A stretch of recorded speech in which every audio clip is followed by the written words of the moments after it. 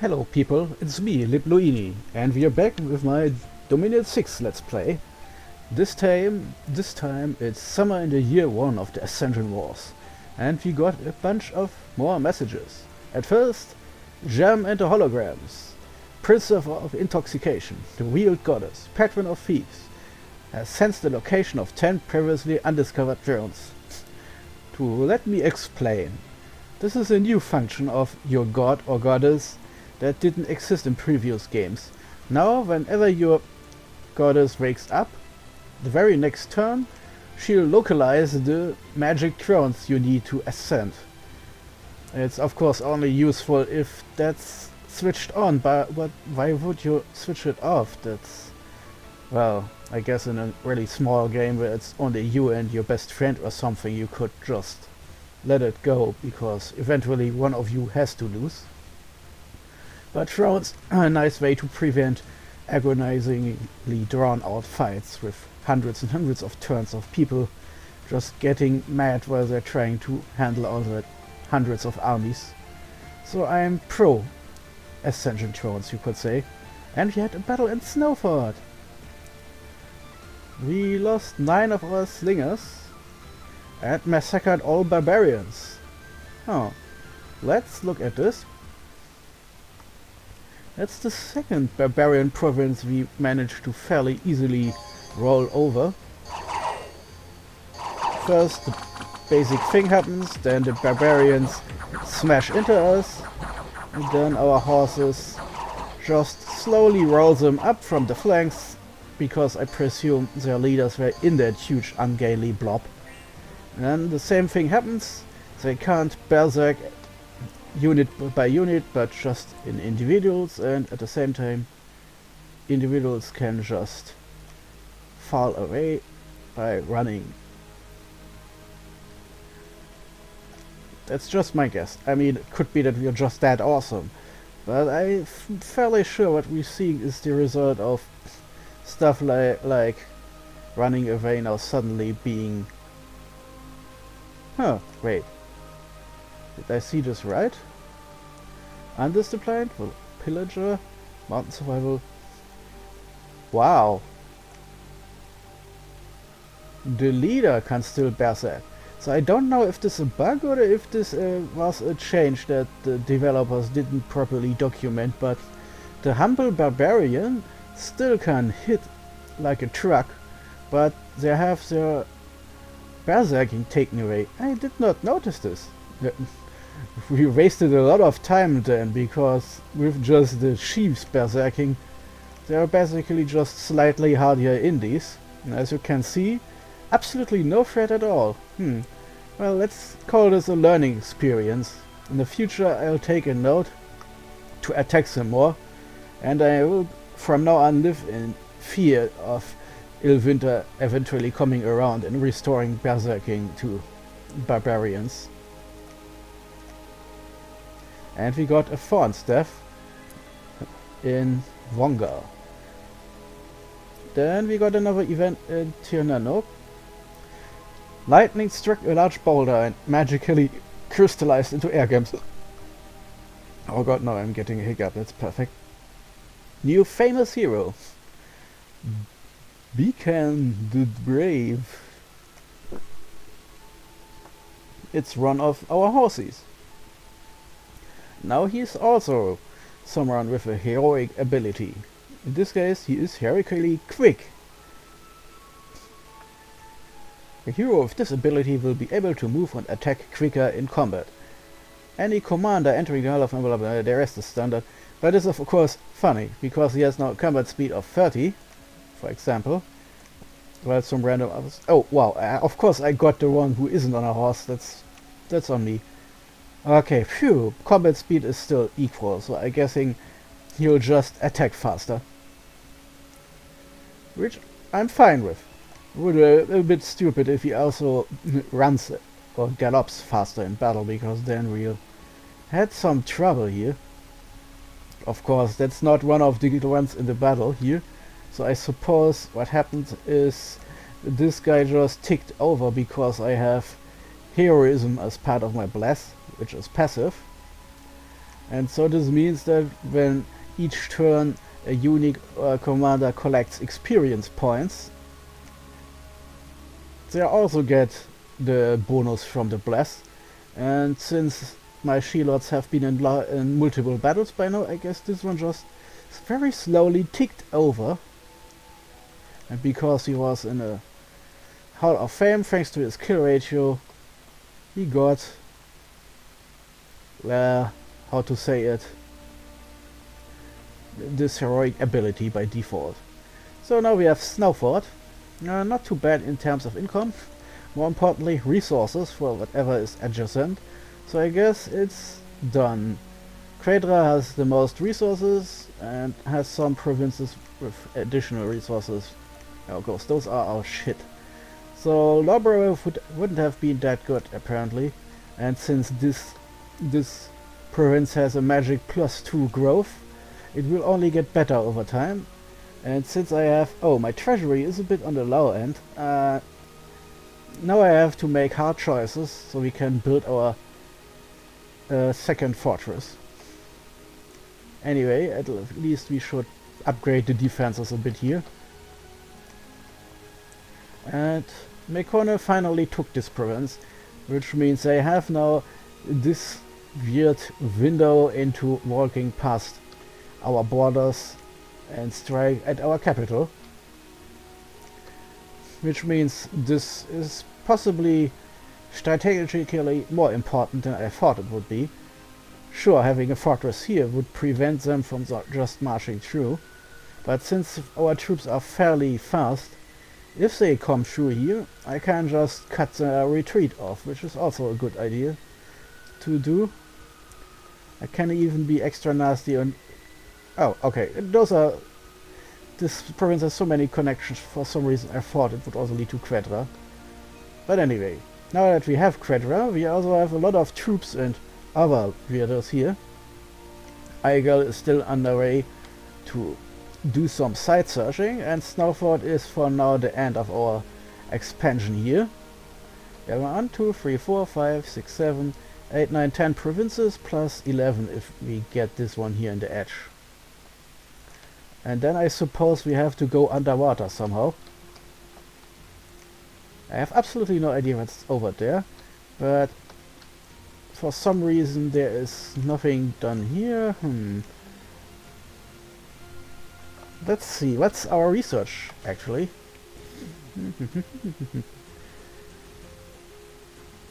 Yeah, at some point we have to add some construction, because thanks to changes we can't automatically forge some cheap shit. We have to do at least some research in construction. The old rules were something like level 0, level 2, level 4, level 6 and level 8. Now it's 1, 3, 5 and so on. This makes not only a fair bit harder to get the highest range of magic items, it also means we currently can't even forge some cheap air breathing rings. Also important to note, all our air gems are from random elements, because I just now remember, as an elf player in Dominions 5, our elves are now glamour and nature, and not air and nature. So I actually have to think about shit. I guess my goddess with her water rings can now help out to get underwater, and we of course have still our clown shoes unit here. So I guess I can do this here and then this here. I probably start recruiting a third leader when I think I'm ready, because this is an easy to reach target, and this is a big stumbling block thanks to big buff sea trolls and a huge kraken. They are not a threat for a serious attempt, and in fact are a greater problem for us actually, but it also means that if Riley comes knocking, they actually have to put in some effort to get past here, which gives us some time. And hell, if we can recruit some Oh well, yeah, they are Tritons, so that means they are stuck underwater. But if I get this province, I can then start recruiting Triton Knights if hopefully the resources they have down there are enough, because as a land nation we can't build shit underwater, even though we can conquer underwater. That's a little bit unfair. I guess the underwater commanders don't want to work with us, or there is some miscommunication going on. Anyway, fact is, TNN can't build shit underwater. If there's no magic or lucky events involved, we'll just have to toughen it out. This, of course, needs a lot of troops on our side, because Triton Knights are kind of dangerous. Let's see, some of those underwater units can have shapes they can change into to get on land, which would mean that we're really lucky. But if we don't, we just have to swamp those 10 enemy units with tons and tons of our kappas. Since otherwise we would have to go to war with the insanity-inducing underwater denizens. Not right now, please. This would be a nice target, because turtle Triton types are heavily armed and dangerous, but they're also just normal dudes. Problem is, there are a lot of them. Then we have these here. Only Tritons. That is buff dudes underwater with a knife. They can probably clubbed into oblivion by our kappas. But there are also 50 of them. On the other hand, cavalry is a lot more dangerous in Dominion 6 than in Dominion 5, since in older games a lucky hit, like with our riding dudes, could just outright kill them, while now there's a 50-50 chance a killing hit will instead kill the horse. Which is not extremely important for us, but I think indies can also just get their horses back if you wait a couple turns or something like that. It's an experiment, let's see if we get on with it. But right now we only have something like 23 units. That's certainly not enough. Can we recruit a bit faster here? We can, because those guys... Oh, wait, we cannot, because recruitment points are a thing. But that's our limit. I guess the local village doesn't give that many recruits out each turn. We can't just create new recruits out of thin air. We are dependent on the local population to give us units. That's what recruitment points are supposed to represent. Like, resources are the crap like armor and shit you need, and gold are the representation of training and wages and all that shit. Well, mostly training. I guess you could say maintenance costs are a mix of keeping the equipment well in order and actually paying your soldiers. There's another function where the enemy will, your own units will desert you and simply walk off map in between turns if you don't have enough money. So that's something to take into account. But anyway, we want to build a fortress which takes multiple turns. So what we are... Oh, well, I don't want another re. So let's go to a she-lord. Getting mages is important. But then we can't recruit more troops. Oh, a conundrum. Well, I have lots of horses in the battlefield already. And a she-lord is more expensive than a banshee, which gives a nice round amount of paths, among them water. So if I take these on as researchers, I also gain a nice force of women who can forge underwater shit without the need of tasking our poor goddess with that kind of crap. So 800. Funny thing is, in Dominions 5 that would be plenty. And let's see, which of one of those? Ah yes, we wanted to conquer those fools. Let's see. Well, I don't want to reduce things, because if I do that we may take unnecessary losses.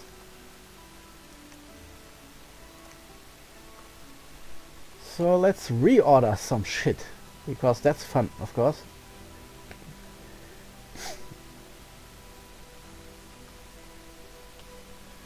Since we don't really need those extra troops we are moving around right now, I'll do something like this. Those move here, as I don't need to sneak. This guy can then search for magic sites, and this one, I suppose, can go back there just in case I don't get enough money for laboratories and other expensive buildings, because otherwise everyone sitting here can't research.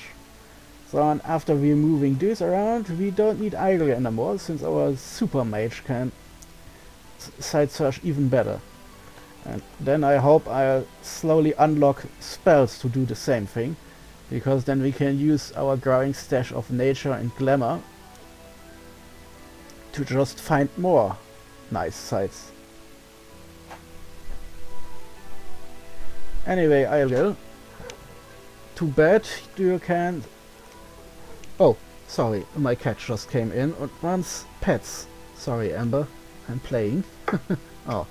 Ah, she's so, the weather is still a bit wet outside, and she just put her little feet and paws on everything here. Oh well, cats. Anyway, no, I completely lost my train of thought. Ah yes, sorry to say, you still can't get another horse, because while site searching duties are now in the hand of someone else, we need you to build something. And that's the cost. Temples aren't that bad, at least for us. Originally it's averaging about 500 gold in the older games, it's 600 now. But from memory I can't really remember if that's even more, because in the old game temple costs demand on what nation you're playing could wildly vary. It could go down as cheaply as 200 and could go down even more expensive as 600. I think there are some poor bastards who had to pay for 800 gold or something insane like that per temple. But in Dominion 6 this is your base load. A temple, 600 gold. It ain't getting that much cheaper anymore, sadly. And labs were also around that much gold. I think there were also slight variation in Dominions 5, but I can't really remember. My memories say I think 500, so it would at least be slightly more expensive. And palisades, the first of many stages of building fortresses, so I don't really know if my elves can do much more. So I can at least build the next step, and I think that's it. Let's find out. Memories.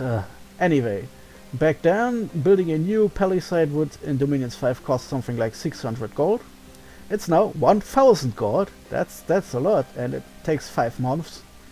Slowly building up until we get all the bonuses like our own commanders and units and administration, which means draining resources from surrounding provinces to us and all that useful shit.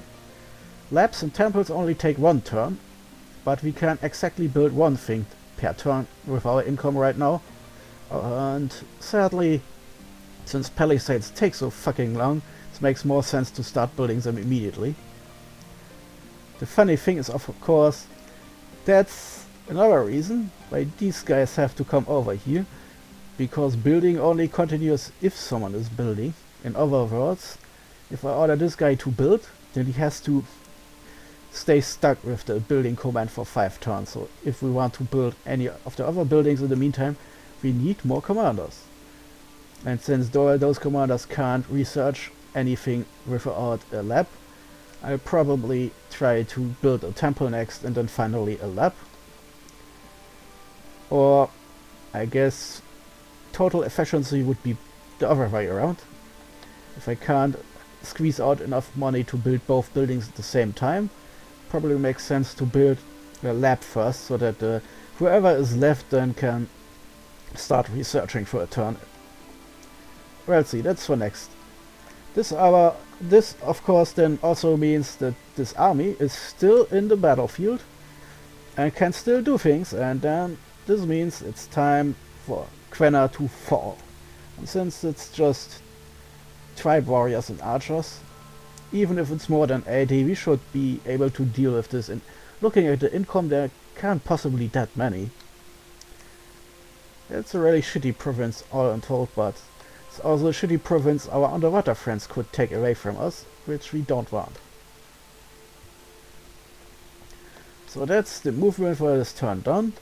We'll take this last final province next turn. We'll move in some more builders for our for our next fortress here. And we have this guy with his huge army starting site searching. But this also means, since we need 1000, we have to reduce everything here. And sorry, but slingers are so cheap that I just don't... Wait. Ha! Yeah, so cheap I still can't squeeze one in. And now the other large chunk of money goes into building this one. Construct building, palisades. So 5 turns from now we'll have our first fortress. Then we can hopefully upgrade them. Our main fortress in our capital is on the level of fortress.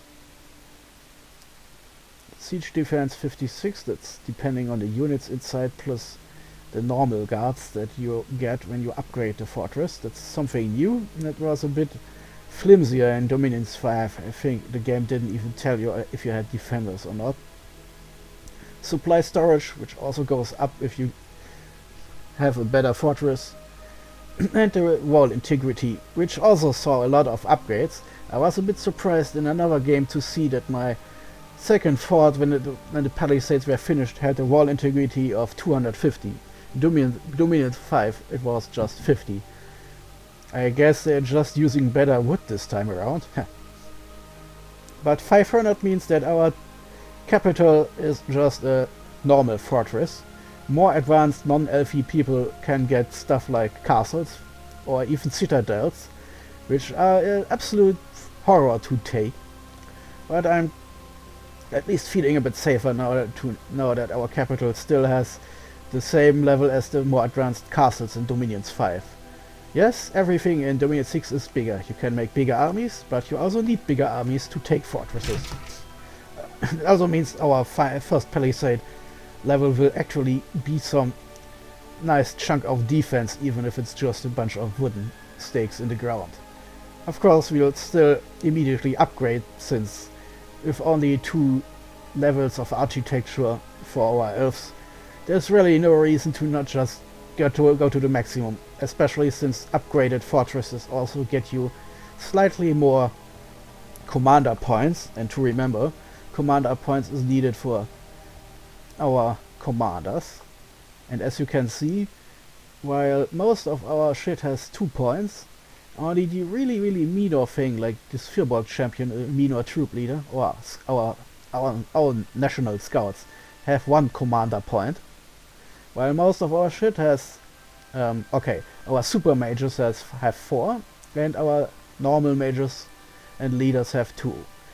But, important to note, your basic province only has 1 point for commanders, while a palisade, I think, doesn't actually give you more recruitment points for commanders, but a fortress will do so. And and this means if we need 2 turns for even our basic mages, except if we pay for the upgrade, then we have at least 2. Then getting to castle and citadel will slowly give you 3, and 4 you only get if you have the upgrade to the citadel, which is new in Dominion 6, and most nations can't even get that far. There are some ways to get the magic architecture ability on someone, and some nations even have that. And it's even in the rules that the highest you can go in the medium and later ages. We are here in the early age, so no good luck for us. But this means that no nation can actually build the super citadel which can recruit even the best mages in one go. Instead, what you need to do is you need to have a nation that can build citadels, which I think is not even possible in the early age. And then, if you play a nation in the middle or late ages of Dominion 6, which is a setting, you can't just change through the ages inside the game, Then, well, then you can are also one of the nations that possibly have a leader who has the architecture ability to upgrade everything you can build by +1. Which in their case means they can then build a super secret hidden super citadel as final upgrade. And we, on the other hand, we are shit out of luck. If some event or some indie in province doesn't give us a leader with that ability, and if we can't forge anything magical that can give us this ability, then fortresses it is. And because this ability is rather rare and only works in one step and can't stack, even if we get some magical ability to make better castles, the aptly named castle is the only upgrade we will ever get. So it would be funny to see if I get something like this eventually, if I can do stupid shit like upgrade my capital, since TNN is just a basic fortress. But anyway, we have now done everything possible, and final attack is made on the leftover province in the western edge. We are building our second fortress. Our second fortress. We do some more side searching, and we move in some more guys to help Quedra out in powering up. And yeah, you know, it's actually pretty stupid to just leave them all there. I'll give the troops over. And mages are important, so I leave the guards in check and give foilers now a new guard. Let's see if I finally remember to make more scripts. Nope, I guess it's something I have to do, but I can just change this to spells. This prevents him from rushing forward. I'll put him here. Now he is also a military leader, and only the other guy will suicidally rush forward now. Now the purpose is that I'm concentrating armed forces here. Would be after a bit ugly if those guys do a sudden attack just because. Then it would be nice if I had troops ready to immediately counterattack. And while I could just let them stand here, if I put them here, then I'll have troops here, and depending on how serious those guys are, can then either concentrate forces to save my capital, or just immediately throw troops back in a counterattack without leaving the palisades and Quedra uncovered. Because of course I can then move these troops back here and use the troops here to attack. Just in case there is another province here I need. Another army hidden here I can't see because I'm not scouting. That's another thing where I probably do, since I still have no province with scouts in them. As soon as my palisades are finished, I probably recruit 1 or 2 scouts just to can keep looking what's actually on the other side of my borders. And maybe a 3rd one just to send him underwater? Potentially. Let's see what's our guy down here making. Oh, he's still on the marsh. And we're finding out that Meko-Night is also going south here. There is a possibility that Vanheim is squeezed in really tight somewhere here. Or I guess it's still possible that they just ended up in combat via their ability to sail, and actually they're somewhere below, around here. Or really somewhere around here even. That will be a surprise, I guess. Meko-Night is of course interesting, since I have, well, for one thing they are bigger than us, so they are an impressive threat.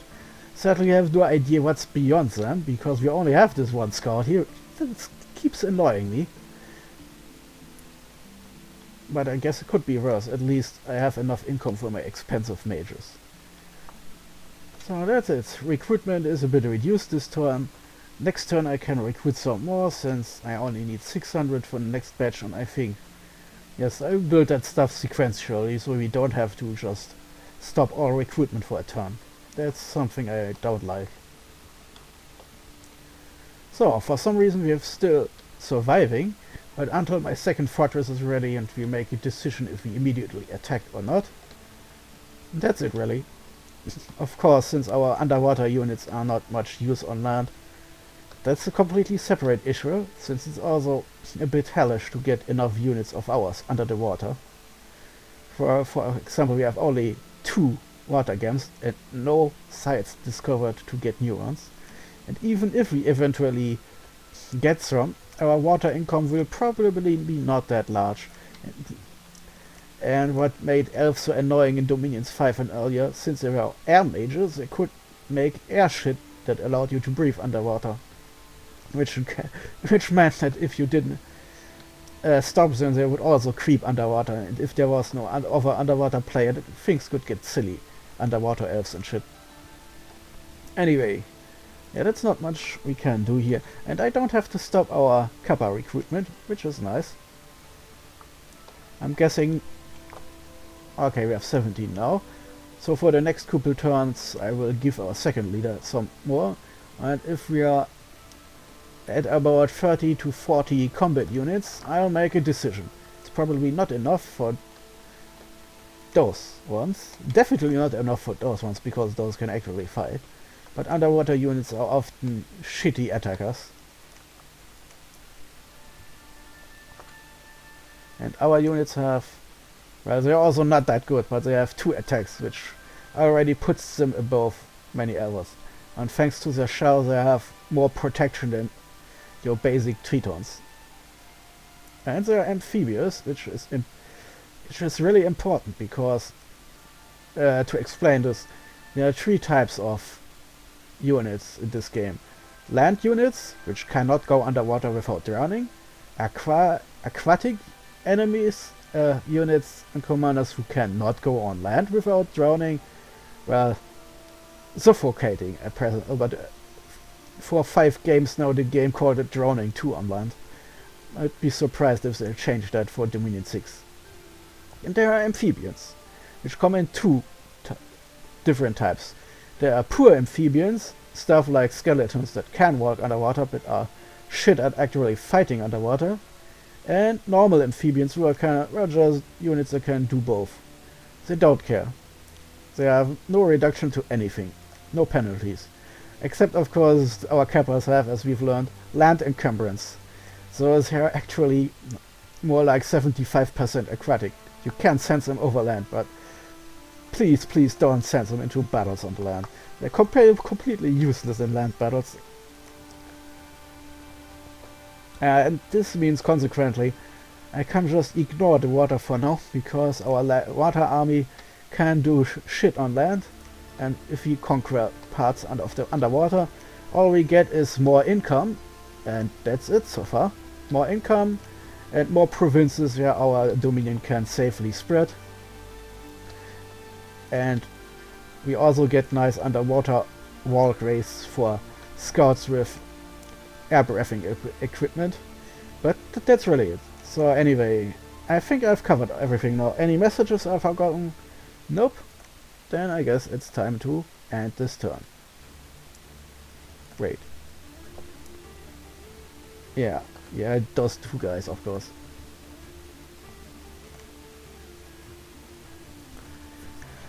So, and here we are back. Back we are.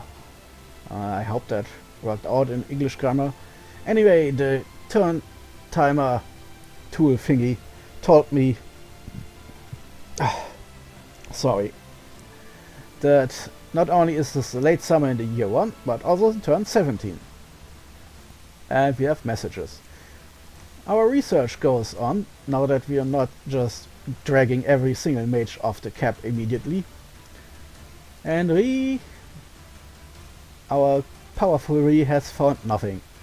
That means there is probably not much. Something you also should know, most highlands. Okay, highlands are a bit better, but most plains will have extremely low chances of having useful sites to find. Plains and river. Plains. You see the problem here.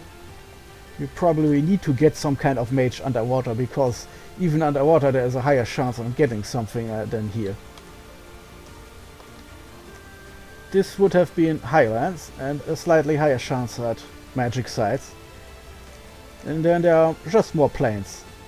The entire peninsula is plains. That's of course not really optimal for magic people like us. But anyway, since our re is now finished here, we can move him closer to the capital.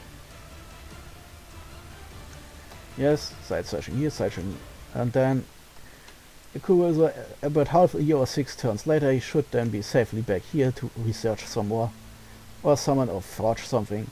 And our fast horse is already back here, so we have some more research. Yes, this is 13 points per turn, and 2 glamour, which is not that bad. And 15 for our Reese, and our normal She-Lords only have 12. Oh, yes, experience. I keep forgetting because all our sacred units are collecting experience points. They're very slowly getting better stats, but I think the She-Lord only has 11 naturally. So you see, our stupid heroism part of the bless keeps working out for us. So now we can recruit more of our sacreds. And since we have more resources now, I could change to She-Warriors or Fearbolg Warriors. Resource-wise, there is not much difference. The She-Warriors are just more expensive and have glamour. Fearbolgs have even less protection and are very vulnerable against anything that could hit them.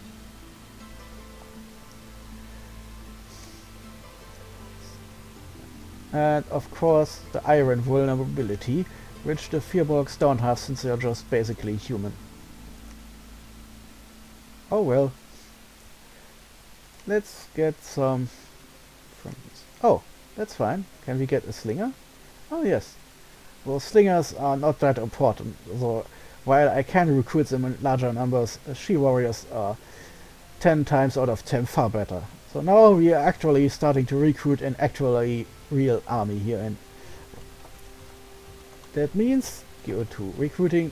We can now reorder some shit. Yeah, this guy is unfucking believable. Let him go here.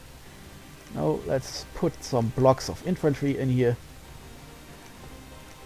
As army leader he gets 3 dudes just to keep him safe. And until I research some more spells, I just put him to spells. Maybe a compromise. Self-buffing and spells. And since he is now an army leader close to his troops, this means he'll possibly be smart enough to bless the troops here.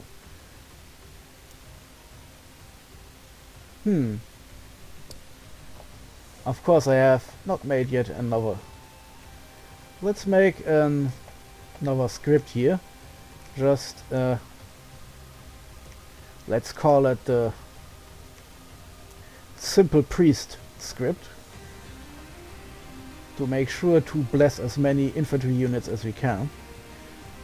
And then we just put something else on there, like Holy Avenger, and then hope for the best. 1 blessing is good for area effect of 5+. 5 for level 1 priest, 6 for level 2 priest, and so weiter, and so on. And so on. English, not German. Fuck it. The end result is that our level 2 priests are actually fairly good at blessing.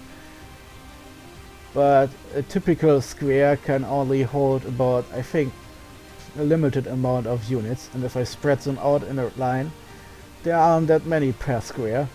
So I will probably need something like 1, 2 or 3 blesses to get everything blessed.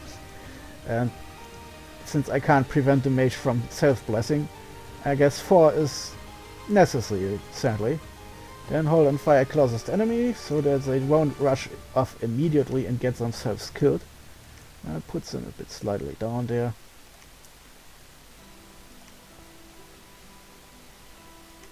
A bit more compact. Our goddess can stay a bit further apart, and our researchers too in the back row. And since I have no spells for them, I just give them basic spell orders.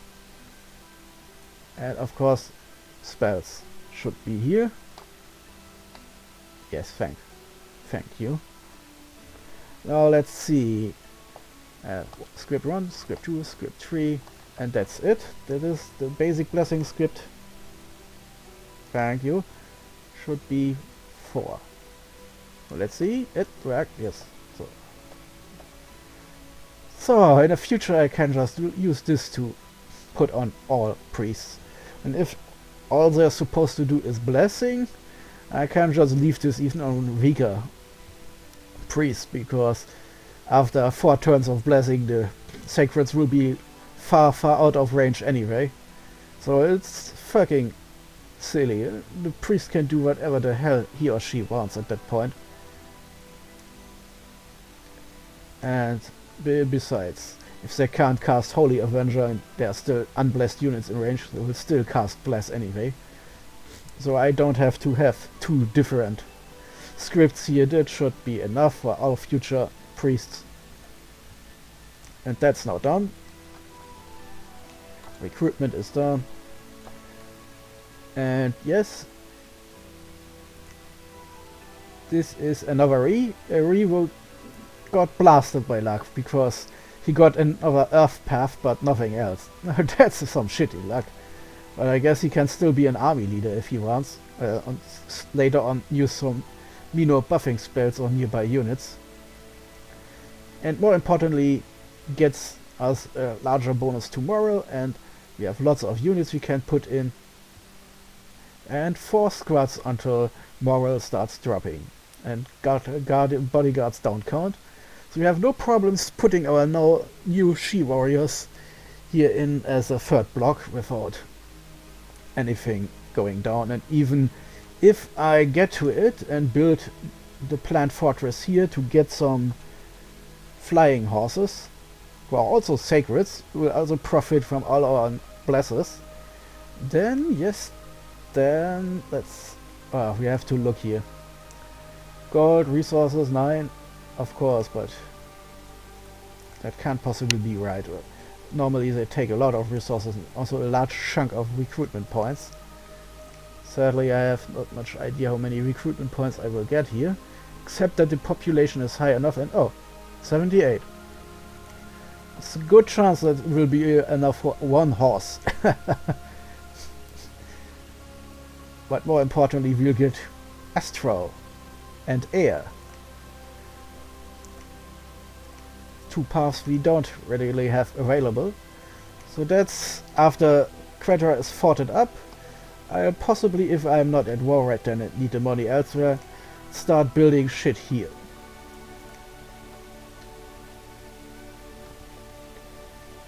Yeah, and that's for the future then. I can even prepare right now if... yes, of course. Not here. A barbarian would be a bit suboptimal. And a commander. Sheep. And a Fearball champion. That's even better. It's one of ours. Ha. A sheep leader who can also finally collect our wayward slingers here. And then I can march him over here, and if I have then money left over, I'll simply drop a 3rd fort here, complete with, I guess, another temple and lab to get those juicy independent commanders and mages. What's going on elsewhere? Let's look on our messages. Ah yes, one of our crippled units died. Oh, that's always funny because I keep forgetting it's possible. Then the battle in Quenan. We lost one of our sacreds and completely derailed the train here, even with a mage. They didn't have 80, they're just around 60 to 70, and that was not enough.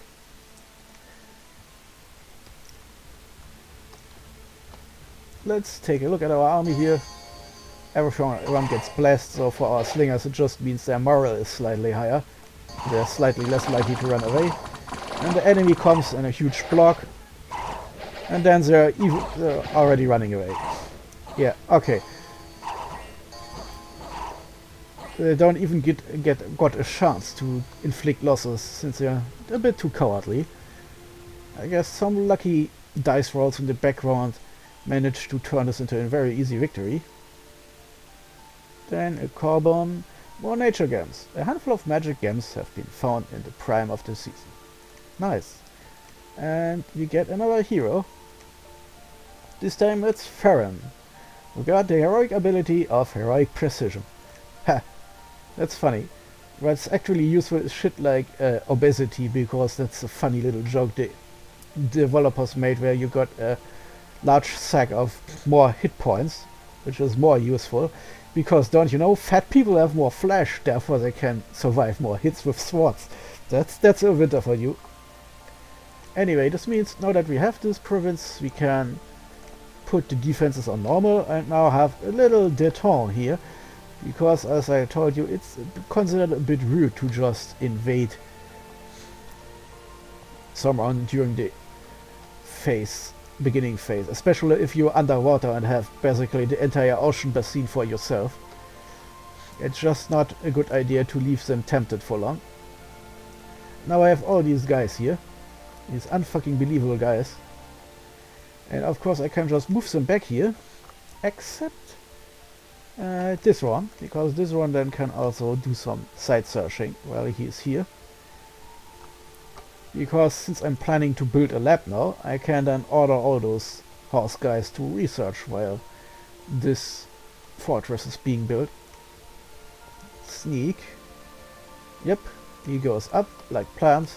Here's a new army and our first researchers going up. And of course now we have a problem, because we have 130 gold, but to build our lab we need 600. Oh, this is painful. Of course, our mages are expensive. Our sacreds too. So let's concentrate on our new units so we get at least some of them. Yes. What costs this gold? This gold costs 35. So let's reduce this and squeeze in a scout like this. We're not completely wasting our commander recruitment here. This means now one of these guys can now finally build a lab. And next turn we'll build another temple here to spread our dominion faster, and in the meanwhile this guy can preach a bit. So now we have all orders here. 4 turns still. Next turn this guy will build a temple, this guy will keep preaching, and these guys then can all start researching. Perfect. Well, except for the side searcher. He'll be 1 turn late, I suppose. Yeah, covered everything. 1, 2, 3 more here, and when the secondary comes out here, I can either decide to keep him back because of his better paths. Will make him a better researcher, forger and summoner, or I change army command over to him because he can cast better spells too, including better buffing spells. And that's it now for this turn. There is still peace in the land of dominions, and we got our last province in this section. Oh, I forgot. And now starting to give this guys 7 for, yeah, I guess at least 1 turn, and then I'll start thinking if I have enough troops to attack. After all, if we wait for too long, someone else might get the province, but if we don't wait for long enough, then all those units I've just recruited will be wasted. And I'm still thinking, do we attack those lame Tritons here or not? Those 2 provinces are a nice starting point. This one not so much, and this one is a tough nail to crack. You probably need those knights from here and in some numbers to get behind the Krakens. Krakens aren't actually that dangerous, but they have something like 8 attacks. So even if they are shitty at attacking, they also have a large stack of hit points. So if you have cheap, easy to lose units, then the Kraken will just murder a whole bunch of them and then the others will run away. So we will have to have something that's sturdy enough to not immediately get taken down, and something that can give a good few heavy damage hits. Funnily enough, our Kappas with their 2 attacks are actually not that bad, since the Kraken also has not that much of a defense, so a lot of attacks will just hit. But the trolls, on the other hand, are also our large amounts of working hit points, so we need ironically large numbers anyway. Large numbers to overcome large numbers here, large numbers to overcome knights here, and large numbers to overcome large hit points here. And this is just painful, because the total tribe Tritons are hard as nails and will probably tank a lot of our double hits because our damage is too low, thanks to a high protection. So they are right out. Those people have low defenses and protection. Likewise, those have... oh, okay, didn't think about that. It's maybe possibly easier to attack them here. Those were the easiest if it weren't for the numbers. Well, 50 can mean anything between below 30 and over 80. And with the graphics I would carefully to say 60 to 70 maybe. I do know that there's almost nothing here except the Kraken. Likewise here. It's telling me 10, but with just one symbol could be anything between 1 and 10. And at least one of them will be a trooper and not a knight. That's the thing, 10 knights? Yeah, that would be tough shit. 1 knight? We could take him. But right now we don't have enough underwater units anyway, so let's continue with building up. We're still recruiting something. And yes, everything going well. And at least we have this stupid province now. And a bit more income. A bit lower income, of course, than projected.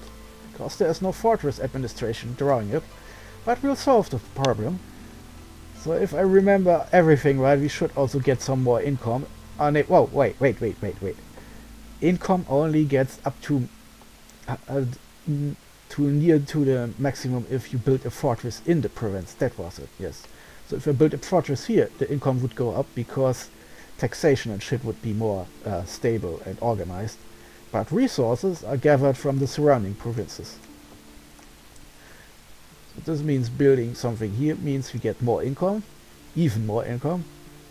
And the resources go up because we're collecting from the surrounding provinces.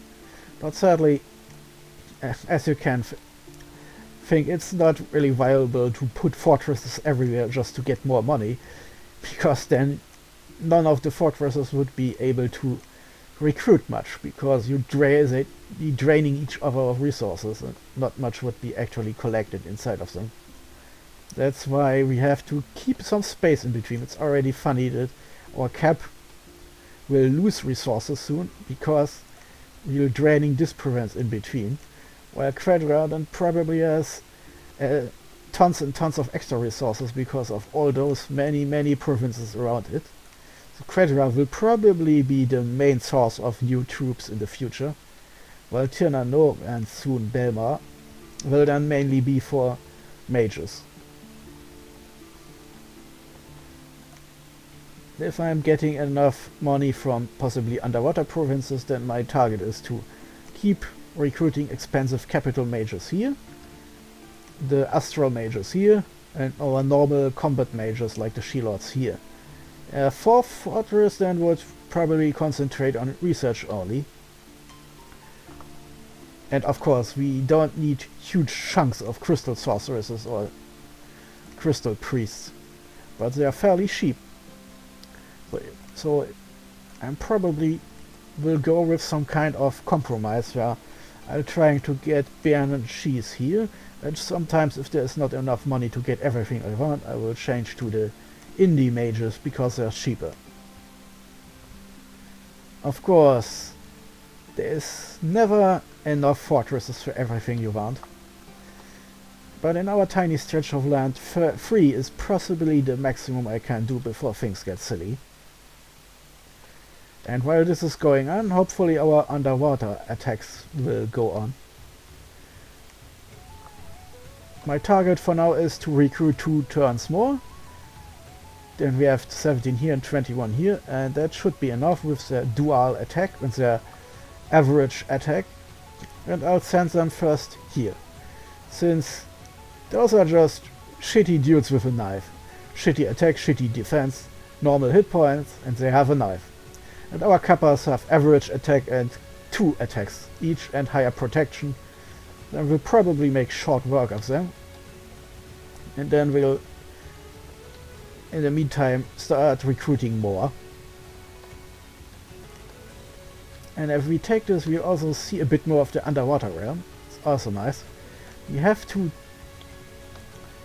do this, of course, 2 turns and then marching. It's a lot of time spent. Could be we'll be forced to attack one of the other guys here and hope for the best.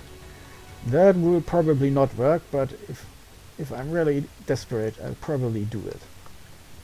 Anyway, any messages still left? Nope, that was everything. Research check. Yeah, that's our basic spells we want to have, plus conjuration, so we can keep summoning more elves, especially in turns where I don't have the money to recruit much. But then we'll have to finally get on with construction. In fact, I wish we could reorder this, but there is no possible way. So now I have to do this instead, just so we can do some basic here. Let's see, something like this, and then conjuration. Yes, okay.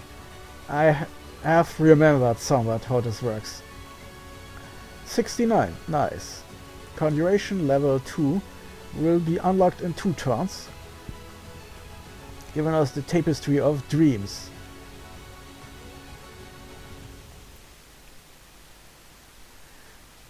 Free appearances, 4 glamour gems, a bit expensive for a simple spy spell, but if I'm really desperate to take a look somewhere, it's a nice additional tool in our toolkit.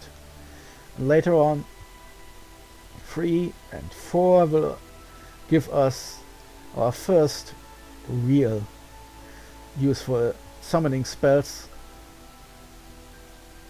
Construction 1 is of course more important, because if I go underwater I would have at least 1 scout I can send there. It's probably not that one, because I need a second scout down there.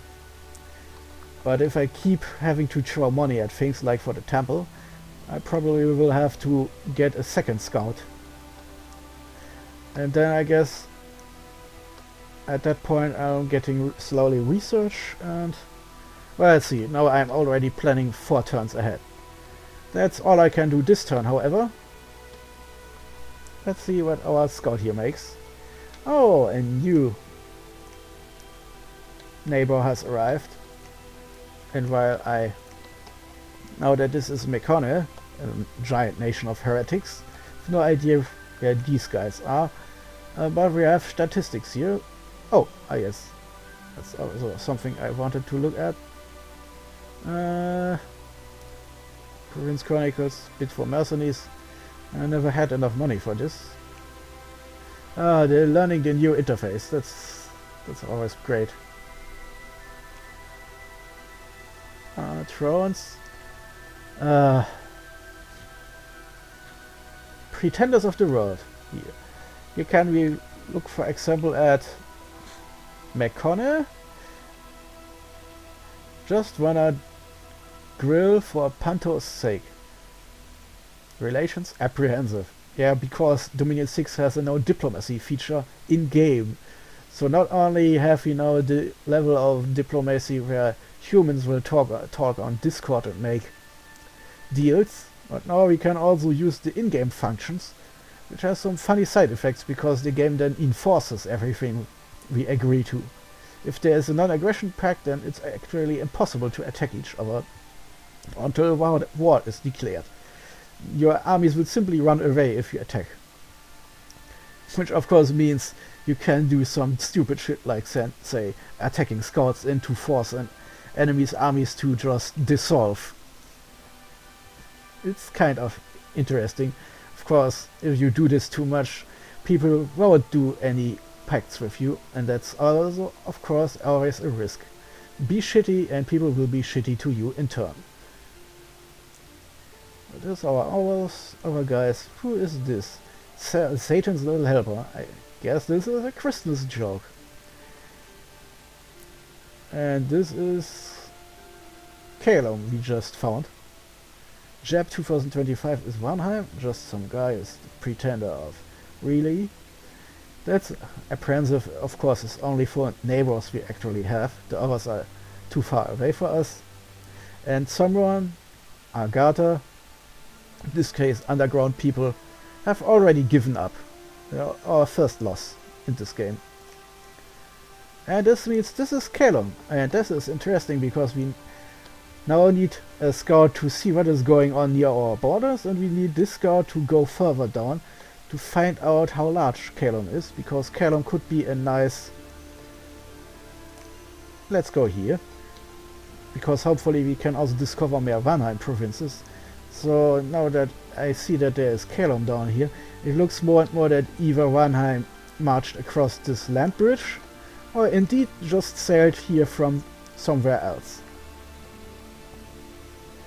That's also something to take into account, because if Vanheim is far away, it may be weaker than I thought, or if they're even dying, or if they're suddenly going AI, we have to send an army down here to grab this shit immediately, because otherwise the other neighbors will grab it up.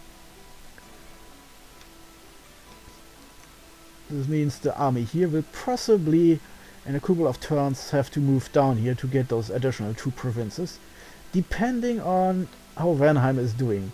Since I just accidentally executed his expansion party here, they're possibly not doing too well, but they had enough money to build a fortress here, so who knows. We need more scouts is the order of the day. We need also scouts who can go underwater, since we are on a peninsula and don't have any natural units. Well, we have our Kappas for now, but they aren't stealthy, so the only way they can scout is by just straight up conquering shit. And our neighbors would probably not like that underwater. That's one of the reasons why I'm really wanting to get those provinces up here. Let's see. Sad is, since our Kappas are so extremely shitty on land, it's not like I can just overwhelm some cheap indies with double attacks, since the encumbrance means they can hit exactly 9 to 10 times, then they go to sleep. That's not really effective in a land battle. So, and that's it really. Anything else? Research is reordered so we can build something cheap. Global enchantment 0. Magical item treasury. Ah yes, we got this here from event. A Thorn Staff. A Thorn Staff. Yes, it's a 200 weapon, 5 magic damage, attack range 3, length 3. That's the attack range. Attack 3 and 5 defense. Yeah, it's very useful as a weapon, and it can even poison someone. There is a version called a Fistal Mace. It's also very thorny. And a larger version that's also, and both of them give magic to you.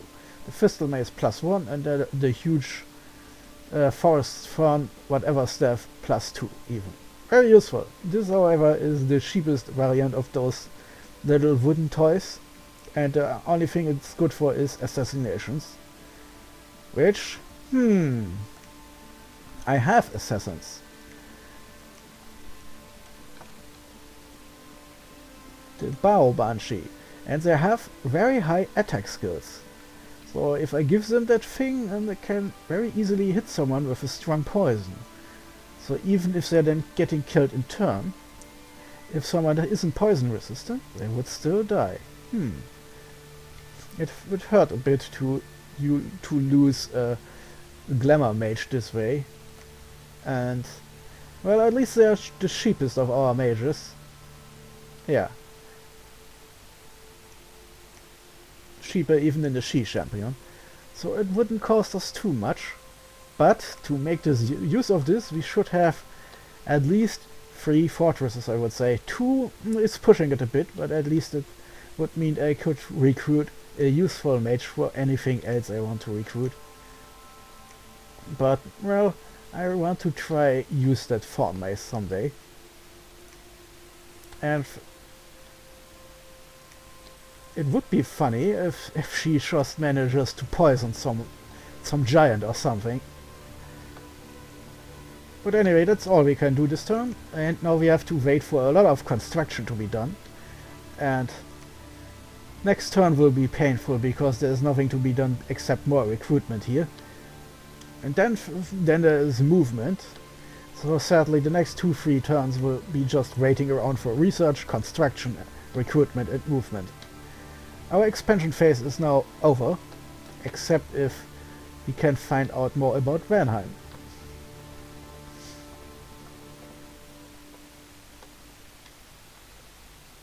The thing is, of course, since Vanheim can sail, they can just reach our provinces if we take them here. So we would be immediately at war with someone we can't reach. So I have to tread careful here. But if I find out that Vanheim is giving up, then that's it. Those 2 provinces are mine. And here we have the discovered thrones. And wow, the map generation was incredibly odd. They put all those thrones far away from us, but then lumped them all together. That's funny. So if we want to win this game, we have to get access to them. If there is more Vanheim here, I suppose that could mean war with Vanheim instead, so we can gain the thrones in this part of the world. Meko-Night wouldn't do much except give us land and resources, because Meko-Night is not only far away itself from us, but it also has no thrones in this region, so we would have to walk a long way to get some thrones. And I guess the map is already at an end here. We will be reaching the northern part of the world from the south soon. And here is a throne, still unclaimed it looks like, but Callum will possibly change that. And there's of course this completely unknown part of the world. So totally unknown, we don't even know if there are players here. And we have the caves. And we can't look at the cave layer because it's too far away. That's another thing. If you see those little round holes, then they go to the cave layer, which we know only something about because 2 of the thrones are underground. But these provinces have no connection upwards, so we have to get into those caves at some point. Which is funny because one of the only players who naturally starts in caves, Agatha, didn't want to play, so now I guess there is an angry AI Agatha waiting underground for us to find. And my part of the world, there seemed to be no connection downwards. Yeah, it will be interesting. Yeah, I'm seeing nothing here. Nothing in easy reach. That's fascinating. I guess the map generator really didn't want to generate many caves. The only underground entrance I can find is the one here. And that's far away from us. So I'm guessing getting thrones will be another challenge for us. It's also funny how, thanks to Riley being a bit lazy underwater, our belief is spreading more underwater than above. Also thanks to the stupid event that took our canals away from Quadra. There are not many canals here now that there is an enemy belief system slowly eating away at us, 2 even. And those guys have a temple here to spread their own nasty belief in whatever evil Vanheim believes in. So next turn we'll counter-attack with our new temple here. And a 3rd temple here to make our system of belief more stable. God, 3. Our God is now here and we get 3 chances of spreading dominions from here. That's the power of Gem and the Hologram's music.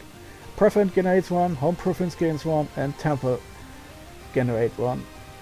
Throne and Sides generate 2. That's new, but I suppose that's... I wonder if this counts. I wonder, is this the... I don't remember this. Is this the extra thing you get from taking this chassis? This goddess type? Start side. Well, a healing spring would make sense for her, I suppose. Heals units 10, but no commanders. And an additional nature gem, which explains a lot. TNN itself gives you glamour gems and units and mages. Oh, so whatever the reason, it seems... Wait. Can I have some overview, please?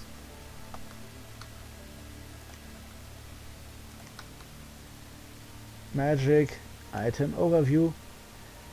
Yeah, we only know those two, and we get some information how to get them. This is also nice. For example, Red Dragon Scale Knight is construction level 5 and needs fire 2 to forge.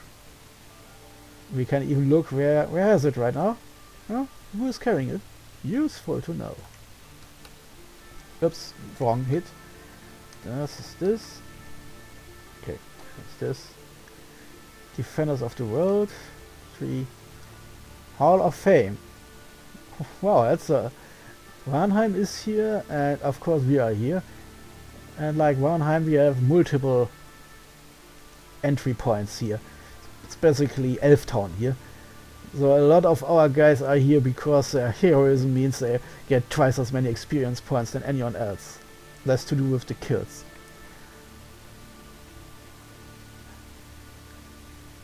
So you can see that either they have a lot more heroism than I looked at, or the one guy they killed was really something. The next one is Corin with 10 kills and 144 experience points. But as you can see, for the Hall of Fame, experience points is a bit more important than just having kills. Otherwise, this guy, who died fairly early, but had 16 kills, would be higher up here. And I suppose it also depends on how powerful the kills were. There's really not much from other nations here. Warnheim, Elfland 1, then TNN, Elfland 2, and some outsiders like this guy from Abysia, the Fire Nation of Fire people. And here Muspelheim, I think this is even the Pretender, their god. Oh no!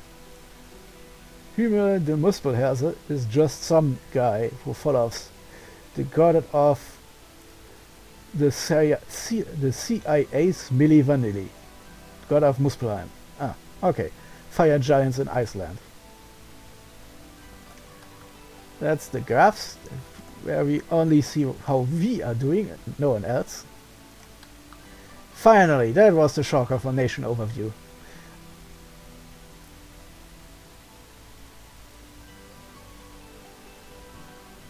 Our provinces and all views. I keep forgetting what. Cinema nation overview. Nation overview are F1, yes. That was tripping me up because there are other shortcuts here like Read Chronicle or Bit Mercenaries. Read Chronicle is targeting for whatever province you have selected and gives you a short history for your own provinces, like here. Starts here, when we take them. Then trolls. Then the people get revolting. Then we take it back. You can get long lists and the game goes on. Item treasury. I keep forgetting.